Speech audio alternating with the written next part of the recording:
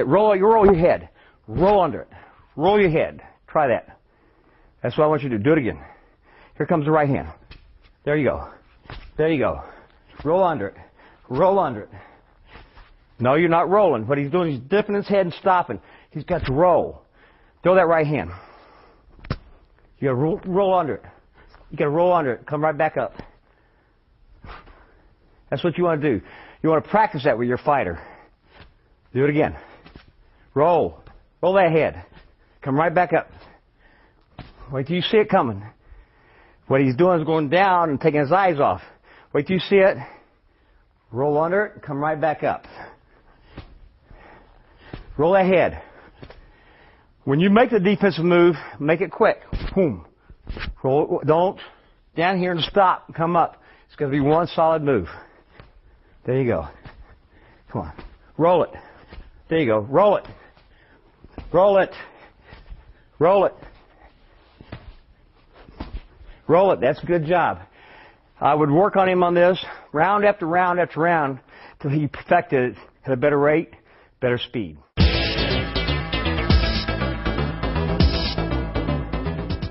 Okay, we've worked all these defensive moves. I spend at least one round a night on each move. Sometimes in a fight, you're in with your opponent, things don't go as planned. I don't have time to parry the punch. I don't have time to catch the punch. I can't roll under the punch. I'm out of position. I can't block with my shoulder. Last but not least, if I look up and the punch is right about here, traveling, getting ready to hit me, this is your last safety defensive move you can make without getting hit. It's to roll with the punch. I know I'm going to get hit. I'm going to let the punch land, and I'm going to spin it off.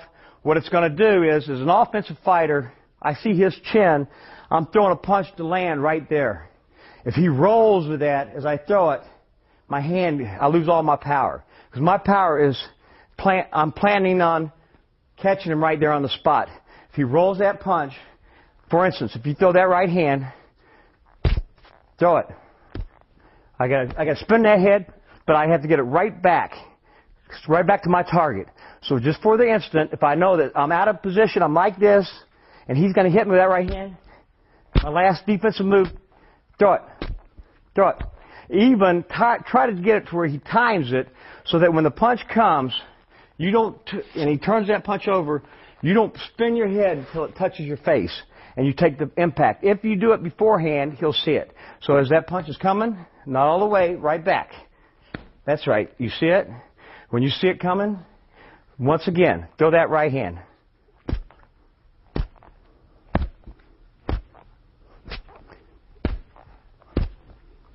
I make my fighter work it over and over and over. That's your last defensive move. That's for only if you're hurt, you see the punch coming, you have no other defense, you spin off the punch.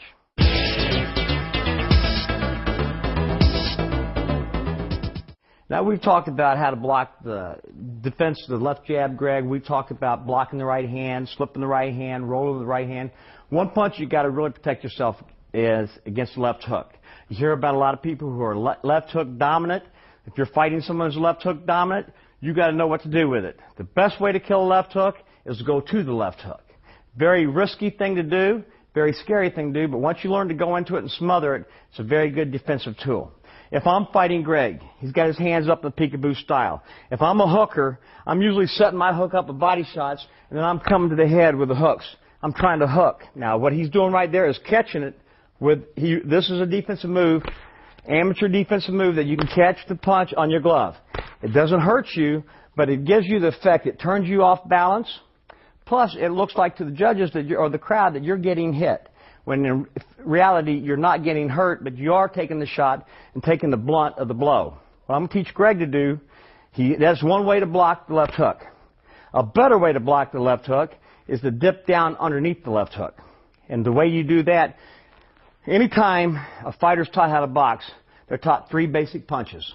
They're taught a left jab, right hand, left hook. They're always taught, and this is the way it's taught, always throw the left hook after your right hand. So if you're in there boxing with a guy and you feel the right hand come, know in your mind, anticipate that left hook's coming behind it. That's the way he's been programmed. So what I'm going to do with Greg is I throw a right hand to the body. without even seeing the left hook, he knows it's coming. He dips under it and comes right straight back up. It's a very quick dip up, dip up.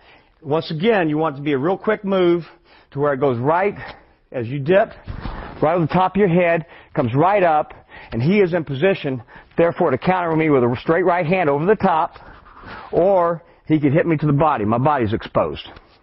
The key to also, another thing, a left hooker is notorious for doubling up on his hook. So if he comes inside, he got you positioned, and he throws a hook to the body and a hook to the head. Once you feel that hook to the body, you know he's coming to the head. So you need to go ahead and start your dip under it, and come right back up. If I don't throw the second hook, dip, he's still in good position. He's still making his defensive move. I want you to practice on dip underneath that hook. Dip. Dip. Okay, come up faster. Dip. Dip. Dip. Now right now he's going a little bit too low. Don't go as low. Come up faster. Notice his footwork. Stand right there. Get down. Come up. There you go. It's getting better. His balance is good. If I go to push him off balance, he's in good defensive position. That's getting under the hook. Now we talked about killing the left hook by going to it. A hooker, in order to effectively hook you right, he's got to get his feet positioned where he's got his right foot up and he can swing his left side of the body to hook. Best thing as a defense fighter is to go right into that left hook.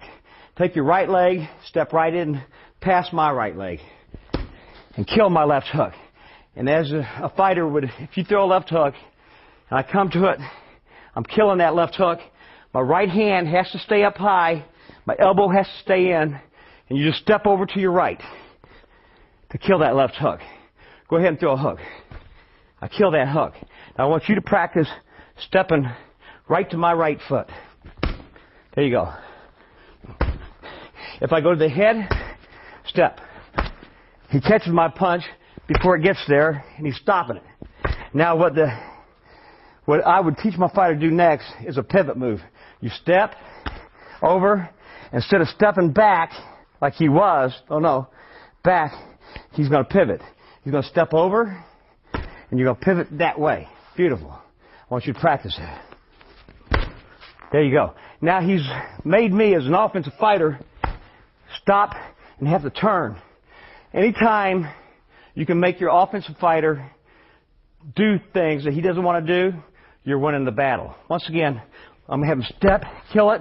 Beautiful. Got to be quicker now. There you go. Spin. There you go. He makes me turn as an offensive fighter, gives him control of the fight.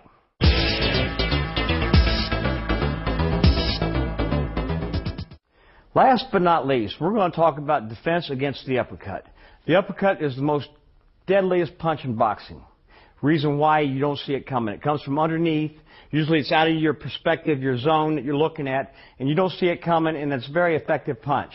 There are ways to defense against an uppercut. Usually, you know an uppercut's coming, especially if a guy slips inside your left jab. He's in here. One of the most deadliest punches when he's inside is to shoot the uppercut at you. Well, the way to block that is the same way you blocked the jab. Only, it's not coming up high, you're going to block it right here. You're going to take your right hand, you're going to catch it right here in front of right like that. You're going to catch it and get right back, because I'm going to come, but you don't want to come down. You want to catch it right here. Throw an uppercut. Well, let's not do that. Let me throw uppercuts at you. There you go. Now, he's catching it. He's staying right where he's at. He's seeing it. The thing I don't want him to do is to reach too far. I think sometimes your fighter gets tight. He reaches like this. You've committed yourself. You got to catch everything right here. If he doesn't throw it, it's no big deal. If I throw a right uppercut, he's catching it. See? Either hand, he's catching it. Keeps his head stiff. Catch it. Stop it. That's it. Beautiful. That's how you block an uppercut coming that way. Another way to block the uppercut is obviously to slip your head, as we did with the jab. Slip it that way. That's right. There you go. There you go. Make him come to me. You're pulling back. I want you right here next to me. There you go. Usually uppercuts are when you're in close. Your opponent's throwing uppercuts. Now catch a couple of them. That's right. We're in close. He's seeing it. You can catch it either hand. You can catch it with the left hand. Catch the right with the right, left with the left. I got my fighter working. I throw some body shots. Make sure he's blocking body shots. That's about the only thing you can do with an uppercut. Remember, if all else fails, use your legs, get out of the way.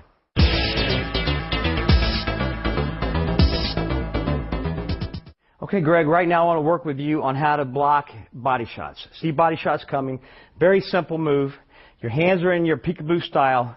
Now, as a body puncher, with your hands up like that, either I'm going to try to come down, I'm either going to drop and throw a straight punch to your body.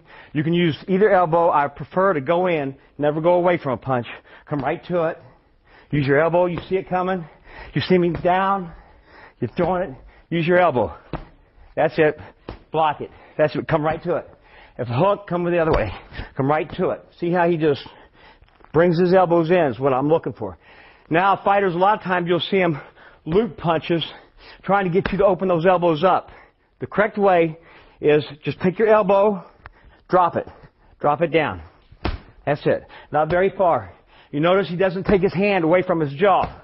He doesn't want one of these, so he's protecting himself.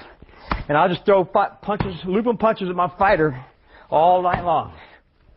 Getting him used to blocking. See it? Block it. See it? Come to it. Turn into it. That's it. Beautiful. Now that's the way to block body shots.